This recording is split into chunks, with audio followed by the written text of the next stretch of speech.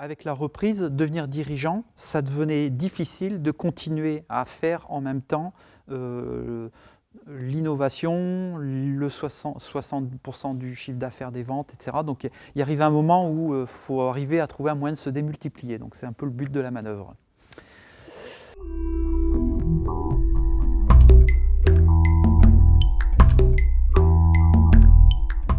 Sur le plan commercial, je dirais que concrètement, il y a un certain nombre d'actions qui ont été menées, qui ont conduit à l'adoption de repères communs, au pluriel, hein, on pourrait dire, avec les commerciaux. Donc, typiquement, dans ces repères, l'écoute client et, je dirais peut-être un peu plus, le questionnement client. C'est-à-dire qu'il y a un mode de fonctionnement de type questionnement chez le client qui nous a mis en pratique, qui nous permet d'identifier l'apport de valeur chez le client.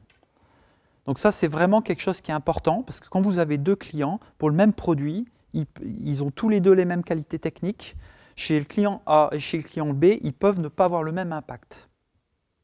Et ça, un ingénieur de formation, ça ne lui paraît pas évident de but en blanc. Parce que pour lui, la fiche technique, elle est la même, la perfo, elle est la même. Or, l'apport de valeur, l'impact chez le client peut être considérable dans le cas A et négligeable dans le client B. Donc, apprendre à des commerciaux à identifier quel est l'apport de valeur chez le client, c'est quelque chose qui est vraiment important.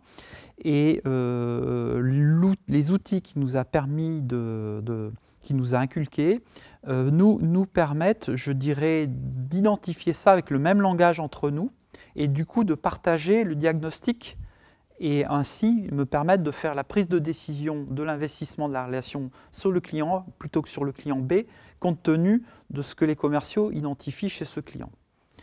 Donc ça, très concrètement, ça a permis déjà de travailler et de se concentrer sur des clients à fort potentiel et ça se traduit par des évolutions notables, on va dire, dans les prix de vente et l'effort et l'identification des bons clients. Il y a un certain nombre d'outils aussi sur le dit et le compris. Donc c'est vrai qu'on a tendance en fait à sortir d'une réunion client, si on n'en est pas conscient, à confondre ce qu'on croit avoir compris de ce que le client a dit. Identifier déjà ce qui a été dit par le client de ce que nous on a compris, c'est une chose qui peut permettre de faire le tri entre ces illusions et ce qui est la réalité. Donc je vous invite à le pratiquer, ça peut servir à autre chose qu'à du commercial d'ailleurs. Et donc je m'attelle à traiter en priorité tous ces nouveaux cas, soit en direct seul et après, quand je transforme l'essai, de le dupliquer chez les commerciaux, soit lorsque un commercial de l'équipe est à l'origine, je dirais, du besoin, de le suivre, je dirais, à la culotte, hein, c'est-à-dire suivre vraiment très proche de lui l'évolution, sa façon d'avancer et le partage des risques. Parce que le danger d'un commercial, à la limite, c'est que lui, pour faire rentrer l'affaire, il va être prêt effectivement à réduire le prix, parce que de toute façon, même en étant intéressé à la com, baisser le prix de 10%, ça ne va pas beaucoup jouer par rapport à l'impact que ça peut avoir sur une affaire qu'il n'aurait pas. Et donc, le suivre de près sur des nouvelles affaires, ça permet justement de se dire, OK, on prend le risque de maintenir le prix qu'on avait et tu n'en es pas responsable en cas d'échec. Donc, on travaille en équipe à ce titre-là. Bon, ce qui concerne aussi le principe du droit à l'erreur, évidemment, ça c'est important, on se l'accorde, hein, bien sûr, à condition de capitaliser, c'est-à-dire évidemment de ne pas refaire la même chose, et puis et de partager. Donc capitalisation et partager, ça c'est vraiment fondamental. Donc il n'y a pas de punition, hein. Par contre, il y a vraiment le souci de partage. L'aspect prise de responsabilité dans le montage de l'affaire et la prise de décision d'aller sur le client avec les prix qu'on a fixés, etc. Donc ça, c'est le team hiérarchique, quelque chose qu'on pratique et qui crée des liens dans l'entreprise et des partages d'expérience.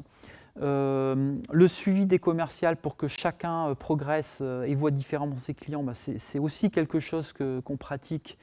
Et d'autant plus que la plupart des cadres commerciaux de l'équipe sont des ingénieurs de formation, des ingénieurs techniques.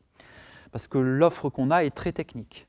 Et culturellement, chez eux, c'était pas acceptable de vendre un produit à un prix qui est sensiblement différent de son prix de revient. Ça, c'était culturellement très difficile à admettre. Et donc, il a fallu faire des évolutions, provoquer des évolutions, et leur donner surtout confiance sur le fait que quand on crée de la richesse chez un client, il est légitime d'en prendre une partie. Voilà. C'est d'autant plus important que ce client chez qui on apporte en général beaucoup de valeur ajoutée, et ça c'est l'expérience que j'ai moi personnellement pour avoir vendu une grosse part du chiffre d'affaires de la société dans le passé, c'est que ces clients ceux chez qui on crée une grosse valeur ont aussi une grosse attente. C'est-à-dire que lorsqu'il y a le moins de soucis après, on met en péril chez eux beaucoup de choses. Et donc on sait que à ce niveau-là, il faudra réagir avec l'importance que le client accorde lui-même à vos propres produits. Donc il faut se garder de la marge. Et ça, c'est le discours, je dirais, l'état mental qui a été le déclic qu'il faut créer chez des ingénieurs, techniciens, pour leur donner confiance dans l'intérêt qu'a apporté de la valeur chez le client. Au niveau des commerciaux, sur des nouveaux montages aussi, il y a depuis quelques mois une évolution notable où à affaires identiques, on arrive à vendre des projets 20 à 30% plus chers. Donc ça, c'est intéressant de le noter, y compris chez les commerciaux qui étaient les plus récalcitrants à la pratique de la méthode Lorinet. Donc ils sont même d'accord pour dire que sur le principe, ils sont contre les recettes, sauf pour la recette Lorinet. Voilà, donc je vous le signale au passage. Ce qui a changé depuis quelques mois, donc il y a encore un certain nombre de faits qui sont notés à ce niveau-là. Donc au niveau du volume d'activité commerciale actuellement, nous, effectivement, on ne connaît pas la crise. C'est-à-dire qu'on a un volume d'activité qui est en croissance, un carnet de commandes qui est chargé à plus de 12 mois et la possibilité, je dirais, de se concentrer sur les clients intéressants. Donc on n'est pas obligé de se jeter sur les premiers venus. Donc l'acceptation de la démarche apportée, ça, on en a parlé à travers, y compris les récalcitrants qui pratiquent la méthodologie Lorinet, avec un certain succès. Des devis avec des montants plus importants et des taux de succès plus importants, c'est quelque chose qu'on est en train de vivre malgré, je dirais, les difficultés économiques dont on entend parler chaque minute à la radio.